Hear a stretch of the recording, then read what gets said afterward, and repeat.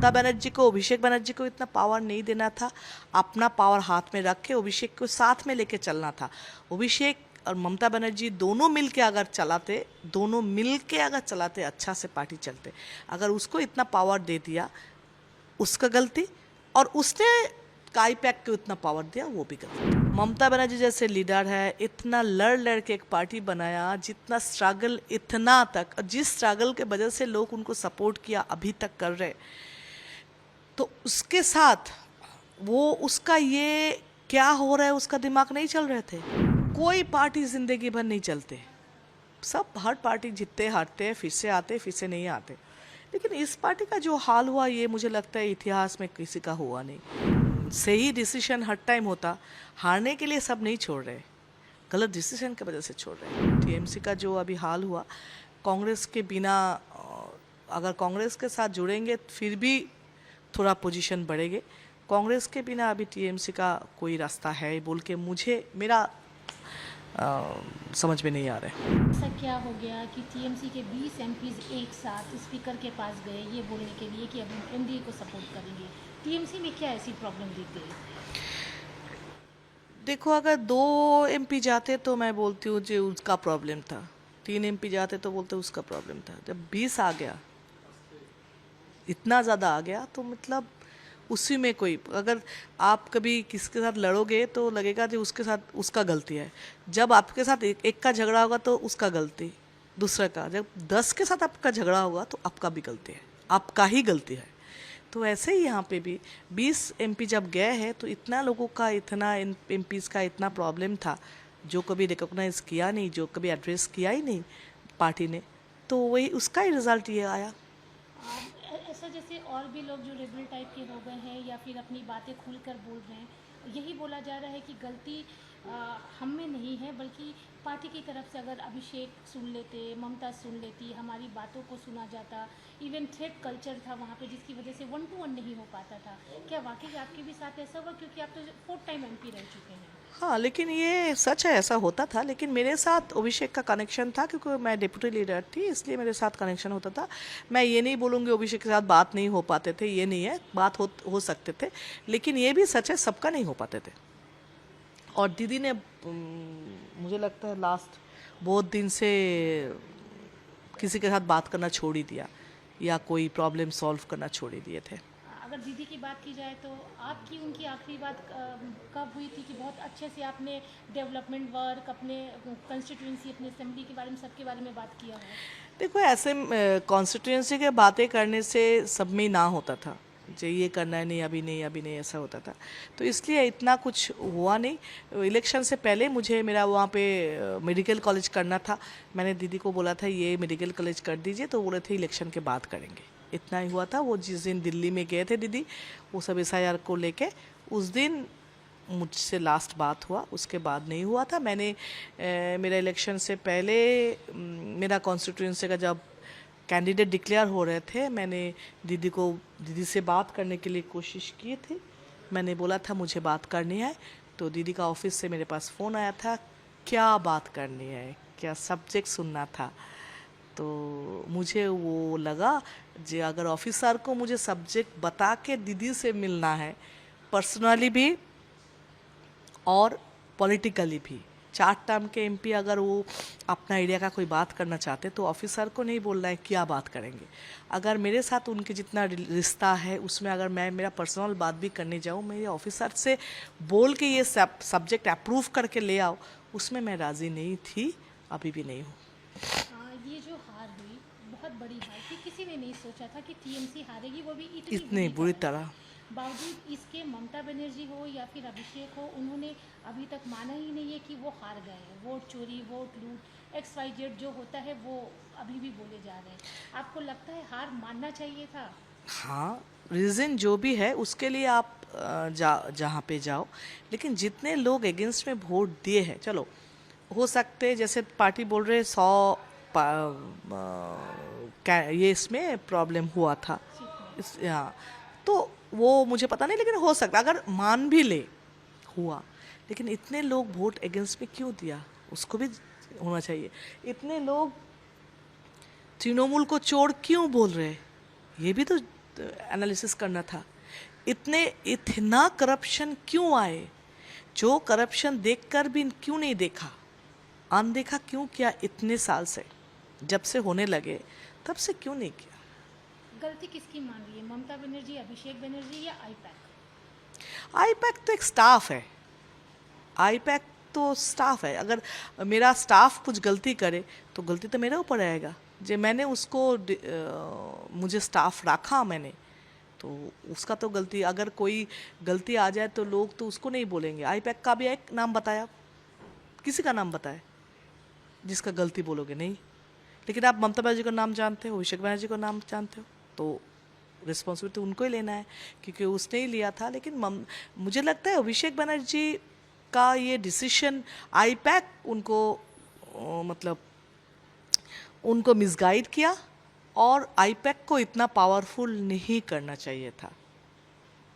अभिषेक बनर्जी को भी इतना पावरफुल, ममता बनर्जी को अभिषेक बनर्जी को इतना पावर नहीं देना था। अपना पावर हाथ में रख के अभिषेक को साथ में लेके चलना था।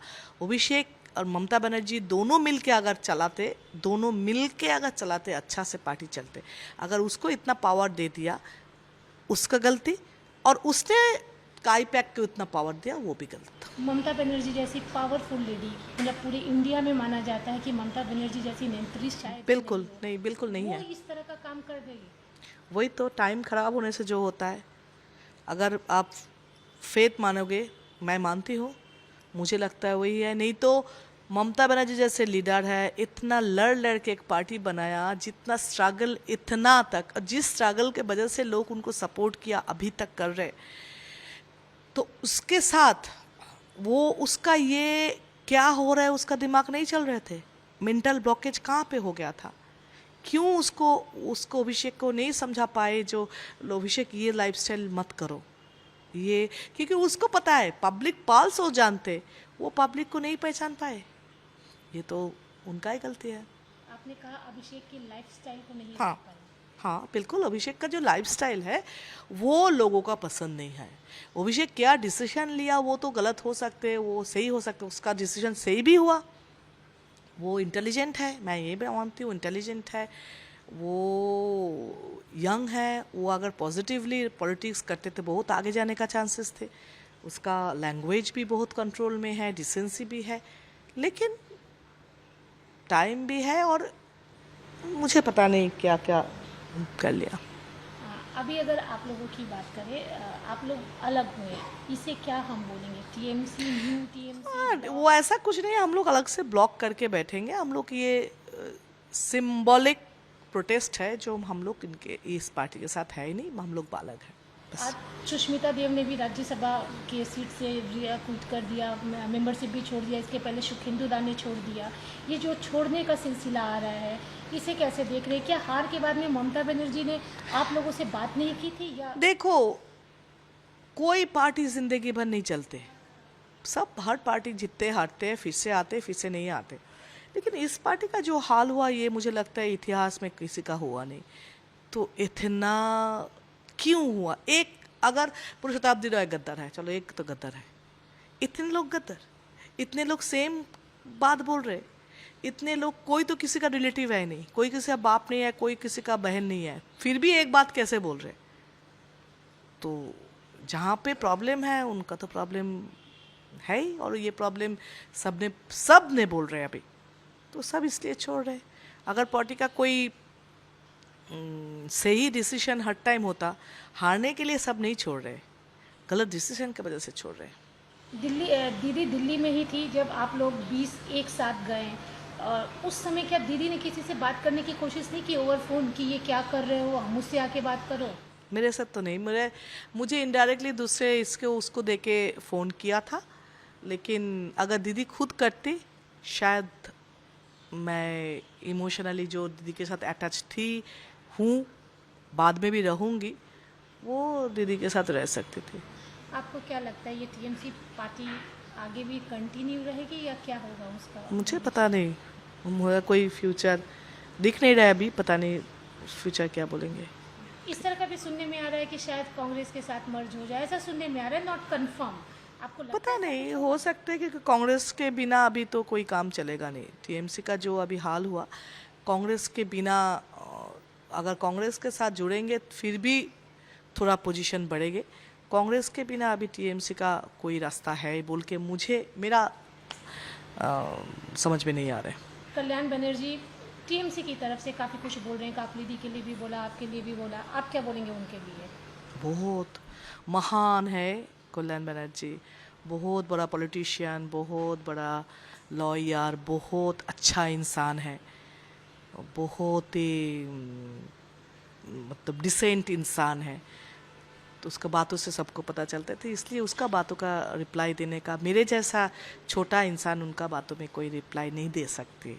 अच्छा सरकेज़म है ये। दीदी को या फिर अभिषेक को क्या मैसेज देना चाहेंगे इस वक्त जब आप लोगों का एक अलग ब्लॉक बन चुका है? दीदी का अच्छा चाहती हूँ, दीदी के साथ मेरा लगाव है, अभी भी बाद में भी वो फीलिंग मेरे लिए है। मैं अभी भी खुद को बिलीव नहीं कर पा रही हूँ मैं दीदी को छोड़ रही हूँ या दीदी के साथ नहीं हूँ, ये मैं खुद अभी तक बिलीव नहीं कर पा रही हूँ। अभी भी मुझे सीएम बोलने का 1 मिनट रुकना पड़ता है, अच्छा सीएम मतलब दीदी क्या, ऐसा तो क्या बोलूँ। सीएम का जिक्र किया तो अभी ना तो वही तो मैं पूछती हूँ कौन सा सीएम, मतलब ऐसा एक सीएम बोलने में मुझे खराब लगते, इतना मैं अटैच हूँ। लेकिन दीदी का बहुत सारे डिसीजन गलत है, इसलिए अगले दीदी दल को बचाए या दल के साथ जो लोग दल के साथ जुड़े हुए हैं, जो लोग जिंदगी दे दिया दल के लिए, उसको बचाए, इतना ही बोल सकती हूँ।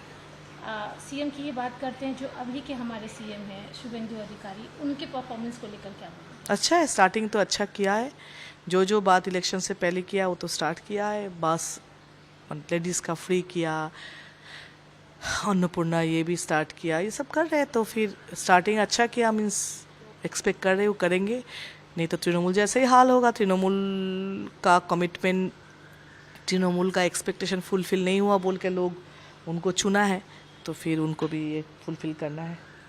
दी लास्ट क्वेश्चन, आपके ब्लॉक में अभी और कितने लोग आने वाले हैं? पता नहीं अभी, कोई बात नहीं है। नहीं मुझे पता नहीं, आ सकते हैं।